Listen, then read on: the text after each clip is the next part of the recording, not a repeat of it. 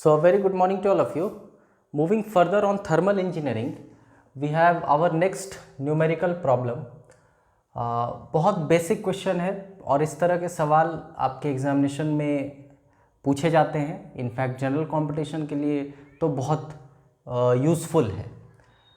Multiple choice question oriented जितने भी exams होते हैं उसके लिए भी इस तरह के छोटे छोटे सवाल पूछे जाते हैं. ओके, सवाल कहता है a cylindrical vessel 50 centimetre diameter and 100 centimetre height contains 3 kg gas. Okay, these questions are important in one more aspect. You would see centimeter. Okay, this is again kg.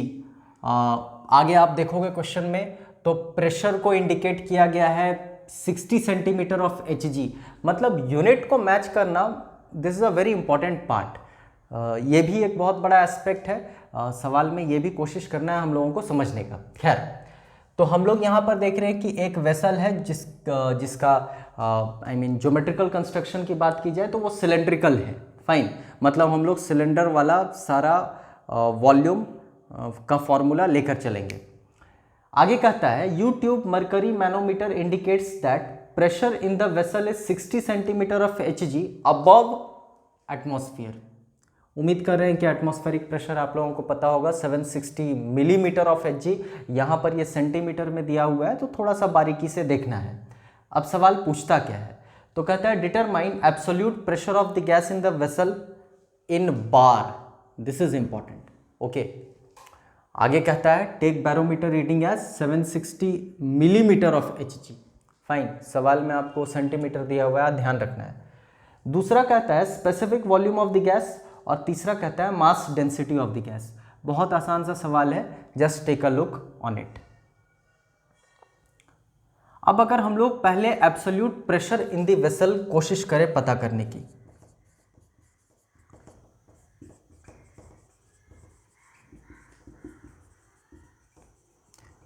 तो we would find it is somewhat 760 plus 600 mm of Hg. One and the same thing, 60 centimetre या 600 mm of Hg. Fine, मतलब आप इसको कह सकते हो 136 centimetre या 1360 millimetre या फिर centimetre of Hg. One and the same thing. अब खास बात कि 1 mm of Hg is equal to 133.3 pascal. Okay, इससे पहले जो हम लोग न्यूमेरिकल का फर्स्ट सेशन लिए थे, ओके, तो उसमें हम लोग ये चीज़ देखे थे.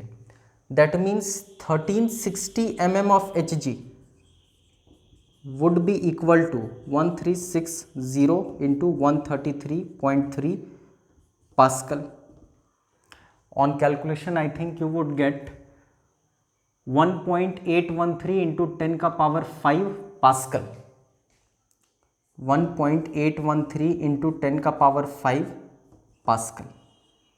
ओके, 10 का पावर 5 है तो हमारे लिए बहुत बेनिफिशियल है. हम इसको डायरेक्टली बार में कन्वर्ट कर सकते हैं, जिसका ये अर्थ हुआ कि ये 1.813 बार है. I hope our first part is very easy.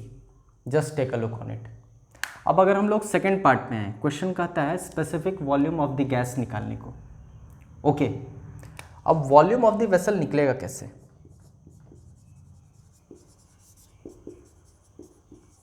तो we would apply the formula of cylinder pi R square H. I hope radius यहाँ से निकल जाएगा. 50 सेंटीमीटर बाई 2 हम करेंगे और उसको आप मीटर में कन्वर्ट करोगे, और ये 100 सेंटीमीटर हाइट है, इसको भी मीटर में कन्वर्ट कर लोगे तो on calculation it is very easy. You would get somewhat pi by 16 metre cube. Pi by 16 metre cube. Calculation is your part, आप एक बार वेरीफाई कर लेना. एनीवेज, तो क्वेश्चन क्या पूछा था? Specific volume of the gas. Volume of the vessel is not our agenda. Our agenda is to find specific volume. और specific volume हम लोग पहले पढ़ चुके हैं, is volume by mass.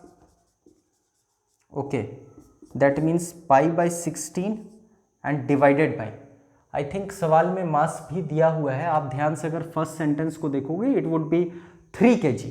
Okay, that means pi bye 48, जिसको calculate करोगे तो निकल कर आएगा 0.0655। Okay, this is your specific volume.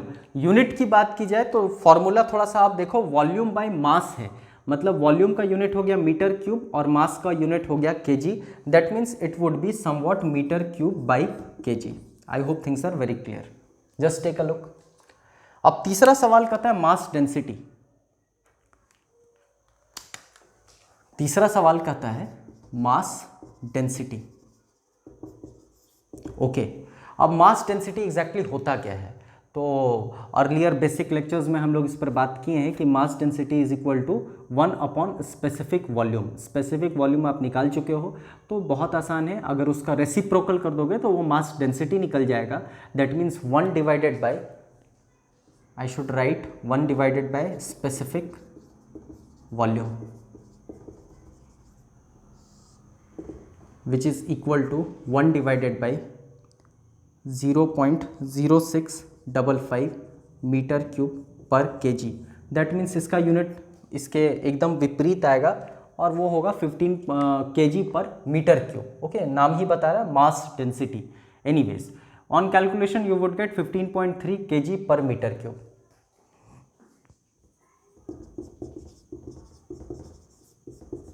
तो इस तरह के छोटे छोटे प्रश्न आपसे एग्जाम में पूछे जाते हैं। जस्ट टेक अ लुक, हम लोग अगले न्यूमेरिकल पर फिर आएंगे।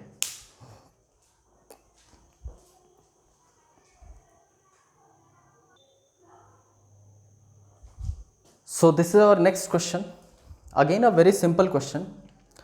हम लोग लेवल ऑफ क्वेश्चन को थोड़ा सा इंक्रीज करेंगे वंस बेसिक कंसेप्ट्स थोड़ा सा क्लियर हो जाए। खैर, सवाल कहता है spherical vessel of 1.2 metre in diameter contains a fluid of 800 kg metre cube density. That means density is given, fine. Spherical vessel है, मतलब हम स्फीयर वाला सारा फॉर्मूला लगाएंगे। डायमीटर दिया हुआ है, ओके 1.2 मीटर, ध्यान रखना है ये सब। अब कहता क्या है, determine mass of the fluid in the vessel. बहुत सिंपल फॉर्म क्वेश्चन है, बेसिक क्वेश्चन है ऑब्जेक्टिव एग्जाम में तो, बट ऑब्वियस है इस तरह के क्वेश्चन पूछे जाते हैं। डेंसिटी का फॉर्मूला हम लोगों को पता है मास बाय वॉल्यूम। ओके, अब अगर मास बाय वॉल्यूम में एक तरफ डेंसिटी दिया हुआ है और अगर हम वॉल्यूम निकाल लें तो मास निकालना बड़ा आसान होगा। मतलब हम लोगों को सबसे पहले क्या करना होगा, हम लोगों को वॉल्यूम निकालना होगा। और volume of a sphere is equal to 4/3 pi R cube. बहुत आसान है, कैलकुलेशन अगर आप करोगे तो it would be somewhat 0.905 metre cube. Okay, तो वॉल्यूम पता चल गया। हम जानते हैं density is equal to mass by volume, hence mass will be volume into density. एक आपके क्वेश्चन में डेंसिटी दिया हुआ है, मास आपने निकाला। Your volume is 905 metre cube and your density is 800 kg per metre cube. This is very important. Units पर पकड़ होना बहुत इंपॉर्टेंट होता है। अगर आप यूनिट्स पर अच्छे से कमांड बना लेते हो तो बहुत सारे क्वेश्चन में आपको खुद पता चल जाएगा कि हमको आगे करना क्या है। Anyways, on calculation I think you would get 724 kg। आगे क्या कहता है सवाल? सवाल कहता है you have to determine specific volume. इससे पहले वाले क्वेश्चन में भी हम लोग देखे थे स्पेसिफिक वॉल्यूम कैसे निकलता है। बहुत आसान है, मास बाय वॉल्यूम अगर आप करोगे तो वो डेंसिटी होता है और वॉल्यूम बाय मास करोगे तो वो स्पेसिफिक वॉल्यूम होता है। मतलब हम कह सकते हैं 1 अपॉन डेंसिटी। बहुत आसान है, तो you can write 1 upon density which is 1/800 on calculation I think you would get somewhat 0.00125 meter cube per kg. Just take a look on it. Fine. We'll move on to our next question. That is also a very basic question, simple question. Just take a look on it.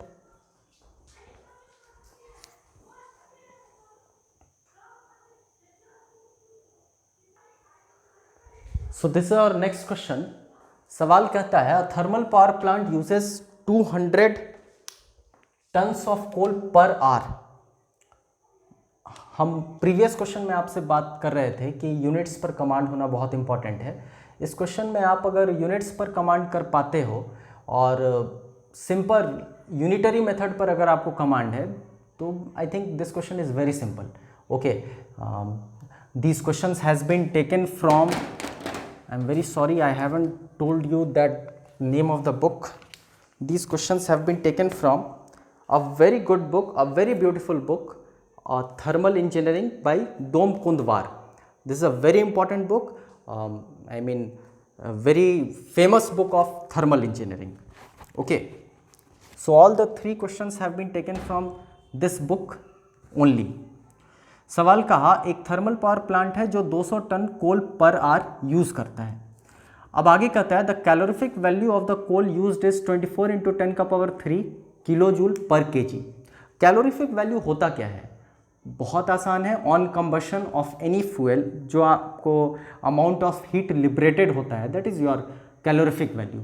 तो question ध्यान से देखो, thermal power plant uses 200 tons of coal per hour, मतलब this is 3600 seconds.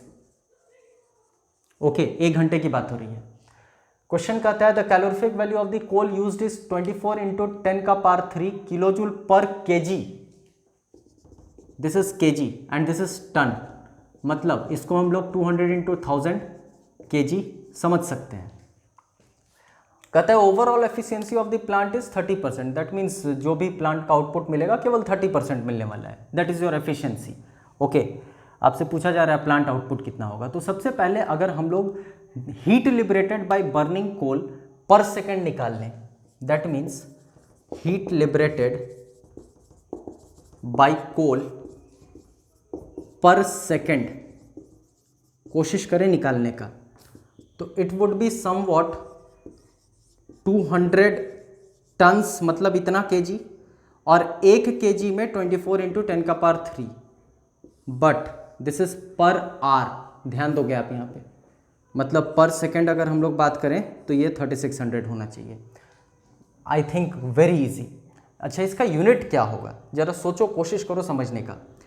यहाँ से यहाँ तक KG में है और ये किलो जूल पर केजी है, तो केजी और केजी कैंसिल होगा, किलो जूल रह जाएगा. ये सेकेंड है, बहुत आसान. This is kilo joule per second. Just take a look. Okay, kilo joule per second हम लोग इसलिए कर रहे हैं क्योंकि जूल्स पर सेकेंड वॉट होता है. तो हम लोगों को यहाँ पर प्लांट का आउटपुट बताना है, तो बट ऑब्वियस आपको ऑप्शन अगर जो भी मिलेगा वो मल्टीपल चॉइस क्वेश्चन की अगर बात करें तो जो ऑप्शन मिलेगा वो किलोवाट, मेगावाट, इस तरीके से मिलेगा. Just take a look.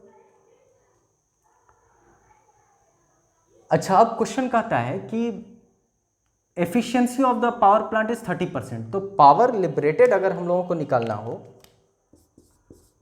Power liberated, तो दिस वुड बी हीट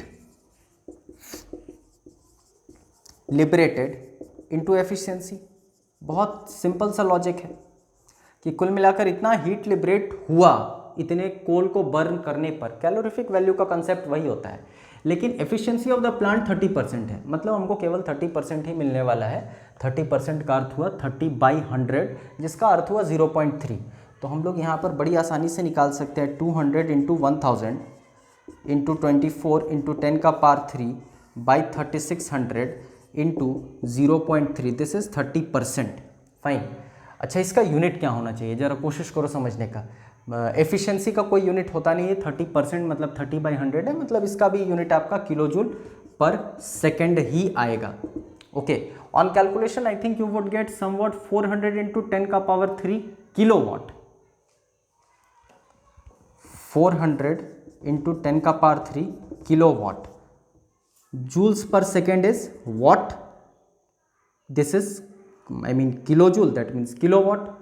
अच्छा 10 का पावर 3 है, मतलब I can write 400 megawatt. This is your answer, final answer. Let me see whether it is on frame or not. Fine. So these are some of the very basic questions of your thermal engineering.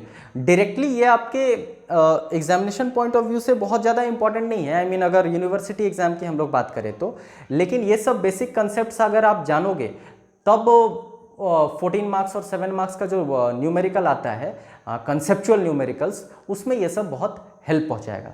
I hope these are very clear. अगले lecture में हम लोग कुछ और numericals के साथ आएंगे. That's all for today. Thank you.